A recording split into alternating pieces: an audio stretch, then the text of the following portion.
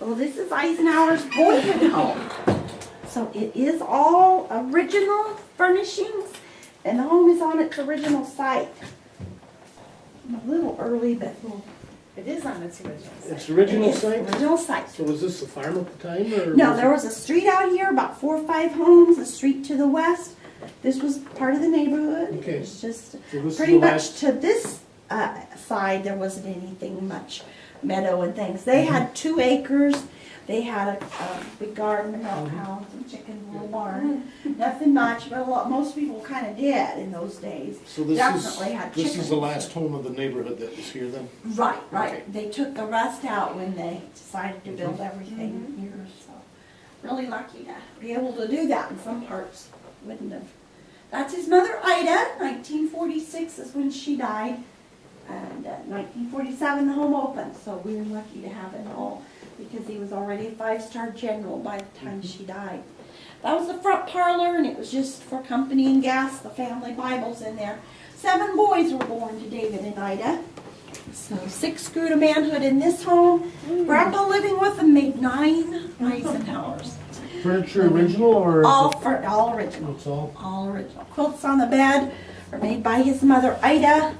Her sewing machine is there. The 6 boys slept upstairs in 3 rooms. 1 6 by 7 foot. Their dad worked up at a Excuse me. creamery Oh, you're fine. here in Abilene as a maintenance man. 80 hours a week, and he made $10. So we are actually seeing the home as it looked when she died. And when they were small growing up, of course, they wouldn't have had the electricity or plumbing. That came later. That took baths and wash tubs and had an outhouse. And we read she was a stover, her maiden name. Is Yes, she uh-huh. part of the whole candy thing? No, No, she's not. at all. Oh, I bet you get asked that all the time. God, I get asked that all the time. Only until they build it here. Did he We get proceed asked her? for. Did Ike's dad proceed? She died at all.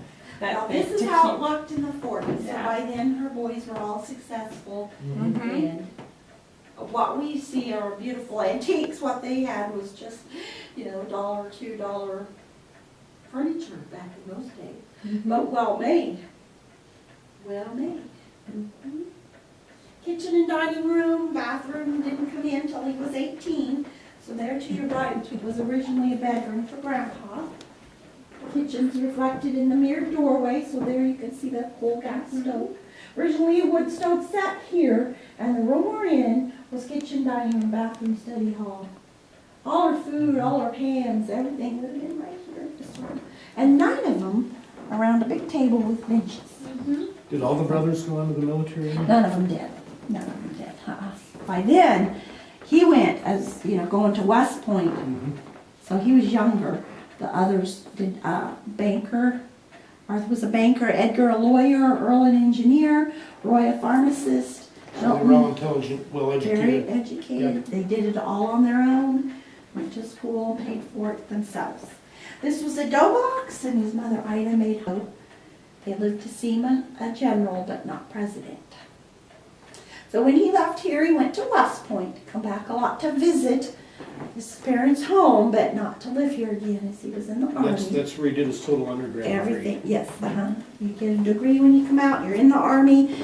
You have to give, I think, probably at least 4 years, and then you sign up and et cetera. He Yeah, married me. was he not a lieutenant in World War I? He wasn't very high in World War One. I thought just. And just stayed, it was, he didn't go overseas, he was over here all the time, so. Well, he was getting a little disillusioned with things, but then when 2 hit, he really climbed the ladder in a hurry. After, maybe, they married, they moved over 35 times, never owned a home until after the White House. And they had a farm in Gettysburg. That's where it was. That's cool. Gettysburg I didn't get a is chance to open go to the That was a childlike home, which actually, the older I get, the more it's confirmed to me that I was unloving. He was happy, if he knew something else happened. Little Rock, Arkansas, September 4th, 1957. Despite the Supreme Court ruling that ended segregation at Brown versus Board of Education, Governor Orville Fobbs deploys 270 National Guardsmen to prevent African American students from entering Little Rock Central High School. While local Urban League and NAACP chapters favor pushing ahead with Phase 1 of the school integration plan, white citizen councils in and around Little Rock stir up mob resistance.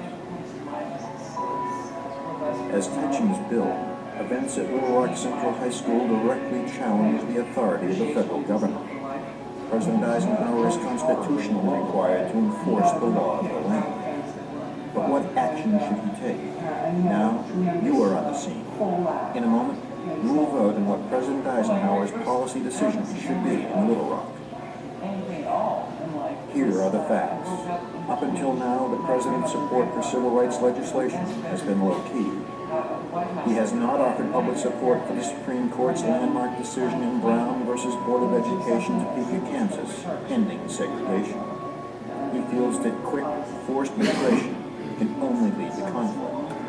The president also knows that many Americans look upon African American civil rights activists and white extremists with the same wariness. But Ike will not be cowed by anyone who threatens the rights of his fellow Americans. When young Emmett Till from Chicago was murdered in Mississippi in August of 1955, President Eisenhower orders a reluctant FBI Director J. Edgar Hoover to set up a branch office in Mississippi to pursue the case. 2 years later, Ike sponsors and signs the Civil Rights Act of 1957. Yet while it opens the door a little wider for racial equality, the Civil Rights Act of 1957 has little effect on continuing opposition to school integration. On September 23, 1957, in continued violation of court-ordered school integration, Governor Fobbs again orders the Arkansas National Guard to keep African American students from entering Little Rock Central High School. The president must make a policy decision, and soon. Making too much of a fuss more than you care for anyone. Just turn around and said, guaranteeing these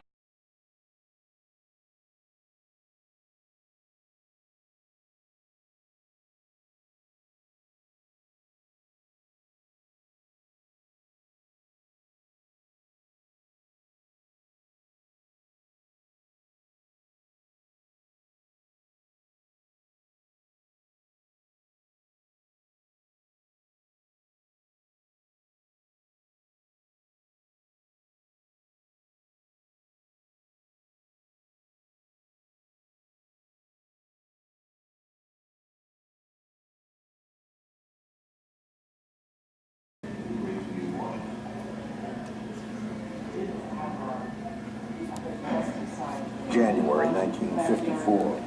The Korean War has been over for only 6 months, but the Cold War between the United States and the Soviet Union continues to keep the world on edge.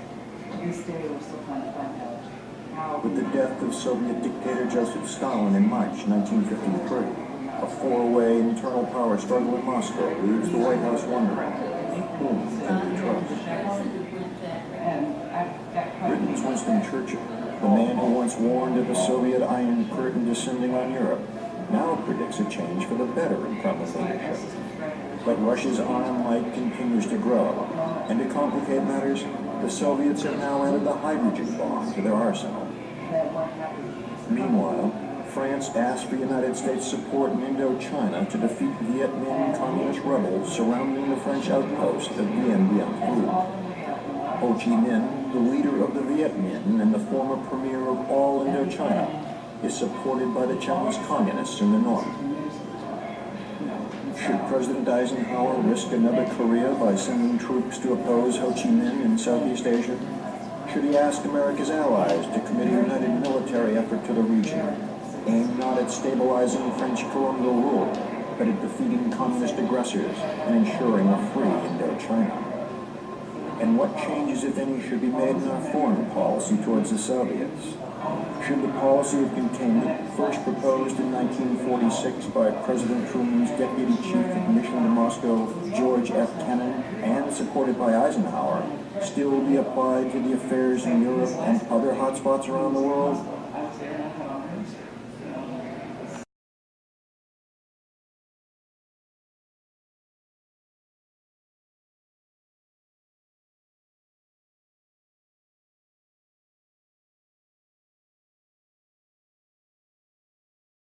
senator's own team, then letting McCarthy undermine himself. That undermining is not long in coming. In past years, McCarthy's targets have included the president's old friends, General George Marshall and General Walter Bedell Smith. By 1954, these attacks escalate to a full-fledged investigation of loyalty in the United States Army. Yet, this time, McCarthy has met a resounding counteroffensive. Part of that blow is struck by Attorney Joseph Welch, counsel to the United States Army. Deftly turning the tables on McCarthy, Welch uncovers and makes public evidence of preferential treatment which the senator has obtained for one of his young committee aides, David Shine, who has been drafted but has never had to perform military duties. The second salvo comes from a new medium, television, and a new commitment to news reporting, investigative journalism. In this case, the reporter is Edward R. Murrow, distinguished newsman from CBS. No one familiar with the history of this country can deny that congressional committees are useful. It is necessary to investigate before legislating. But the line between investigating and persecuting is a very fine one, and the junior senator from Wisconsin has stepped over it repeatedly. Newsman Ed Murrow and news producer Fred Friendly pour their energies into a blistering expose of the fear-mongering tactics used by Joseph McCarthy and his staff. This counter-evidence hits home with a majority of Americans. The combination of Welch and Murrow, whom sources say have been encouraged by the White House, as well as McCarthy's own unsubstantiated railings in front of 20 million viewers, seals the senator's fate. By the summer of 1954, McCarthy is censured by the Senate. His campaign of intimidation is finished, and with him, the Red Scare moves off the front page.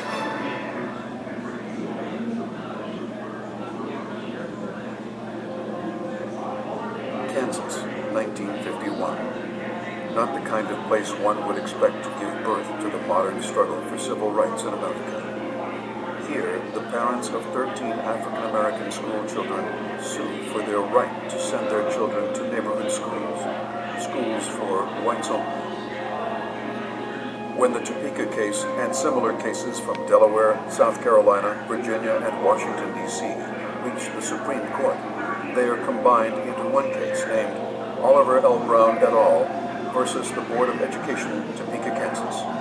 On May 17, 1954, in a landmark decision, the Supreme Court overturns the doctrine of separate but equal, a law that has upheld the legal separation of whites and blacks in many areas of American life since 1896.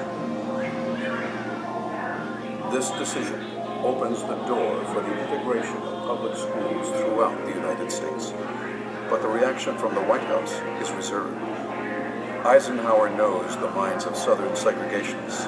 He knows their entrenched beliefs, their resistance to rapid change, and their fierce loyalty to self-determination.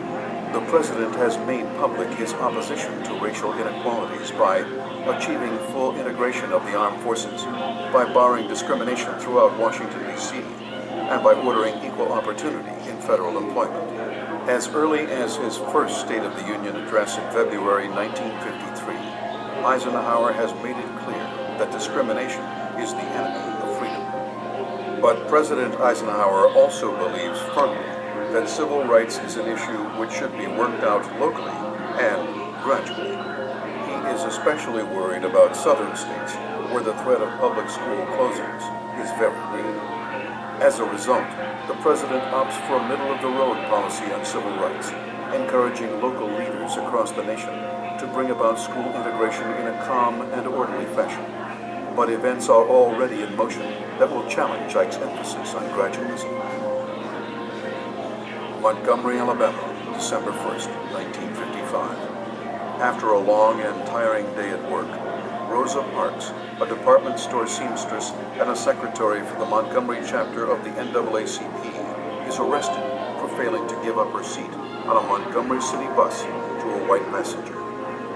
In quick reaction, 26-year-old Martin Luther King Jr., minister of the Dexter Avenue Baptist Church, leads thousands of Montgomery's African-American residents in a mass boycott of the city's buses. The boycott brings ridership down to a fraction of its normal capacity. 381 days later, the city of Montgomery finally lifts its restrictions on seating for all public buses. With the success of the Montgomery bus boycott, the demand for more civil rights reform spreads. In 1957, Ike pushes for a Civil Rights Act geared to strengthening voting rights for all Americans. Contentious debate in Congress weakens the bill, but Ike signs it into law as the Civil Rights Act of 1957. It is the first major piece of federal civil rights legislation since Reconstruction. But no sooner has the act been signed into law than new troubles arise for the White House. September 1957, Little Rock, Arkansas. White citizen councils resist local school board plans for school integration. The problem is compounded by Arkansas Governor Orville Thomas, who uses the National Guard to block 9 African-American students from attending class at Little Rock High. On September 24th, faced with a recalcitrant governor and an open rebellion against the federal mandate, President Eisenhower calls in the 101st Airborne to restore order and enforce integration at Little Rock Central High. That same night, he goes before the American people in a special address from the White House. The very basis of our individual rights and freedoms rests upon the certainty that the President and the executive branch of government will support and ensure the carrying out of the decisions of the federal courts, even when necessary, with all the means that the President commands. Many Southern leaders are incensed with Ike's decision, but the President is furious with Governor Thomas, whom he had entrusted to bring orderly integration to public schools in this key Southern state. White House critics and supporters alike realize that it is the preservation of public order and upholding the Constitution, not integration, which drives Eisenhower's actions. In the final years of his administration, President Eisenhower calls on business leaders, clergy, and civil rights activists to solve the problems of integration through understanding, goodwill, and local action. Much of what will take place in the fight for civil rights in the next several years had its beginnings during the Eisenhower administration. Joseph McCarthy of Wisconsin has conducted a search for communists in every corner of American life. Still, with each new accusation, the Red Scare grows, and debate over personal liberties continues to divide the country. As President Eisenhower takes office, he looks for ways to combat McCarthy and his communist witch hunt, a witch hunt that is proving to be an embarrassment for the White House. During World War II, the United States and the Soviet Union were allies, but as soon as the war ended, these two powers began to struggle for Cold War supremacy. With that struggle, the threat of internal subversion began to occupy the thoughts of Congress, as well as the American people. In 1945, the House Un-American Activities Committee was formed to probe labor, the federal government, and even the movie industry in search of communists and communist sympathizers. In 1948, professed communist Whittaker Chambers went before the House Un-American Activities Committee and accused former high-ranking State Department official Alger Hiss of espionage during the 1930s. The committee, including a young congressman named Richard Nixon, found Hiss guilty of perjury. The highly charged investigation touched off red hysteria in America. By 1949, the free world is stunned when Russia successfully tests its own atomic bomb, and China falls to the Red Army under the command of Mao Zedong. By 1950, the Alger Hiss case, the Soviet A-bomb tests, the fall of China to Mao's communists, and the outbreak of a hot war in Korea all add more fuel to the fires of doubt and suspicion. Many want to know who's helping the commies. February 9th, 1950, seizing upon an issue calculated to boost his campaign for re-election, Wisconsin Junior Senator Joseph McCarthy gives a speech in Wheeling, West Virginia. He claims to have in his possession lists of card-carrying communists currently working in the State Department.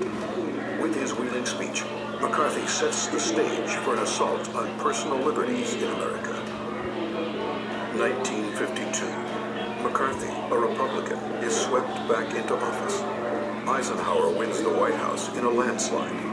Because Ike has campaigned in part on a get-tough policy with communists around the world, McCarthy's issue of security at home does not fall on deaf ears with the new administration. On February 11, 1953, President Eisenhower refuses to commute the death sentences of Julius and Ethel Rosenberg, convicted in 1951 of selling atomic bomb secrets to the Soviets. For many, Ike's stand on the Rosenbergs appears to justify Senator McCarthy's attempts to uncover treason in government. But personally, Ike finds McCarthy's tactics to be reprehensible. Ike tells advisors, "I refuse to get down in the gutter with that man." While the senator's bluster continues to get national attention, he has yet to produce any confessions, indictments, or convictions. Ike suddenly sees an opportunity to counterpunch against the McCarthy committee when he visits the town of Hanover, New Hampshire. The counterpunch comes through his commencement remarks to the class of 1953 at Dartmouth College. Don't join the book burners. Don't think you're going to conceal fault by concealing evidence that they ever existed. Don't be afraid to go in your library and read every book, as long as any document does not offend our own ideas of decency. That should be the only sentence. How will we defeat communism unless we know what it is? Yet, even with these strong words, the president refuses to go toe-to-toe with McCarthy over the issue of personal liberties. Ike prefers to use his presidential influence behind the scenes, working to uncover evidence against the senator's own team, then letting McCarthy undermine himself. That undermining is not long in coming.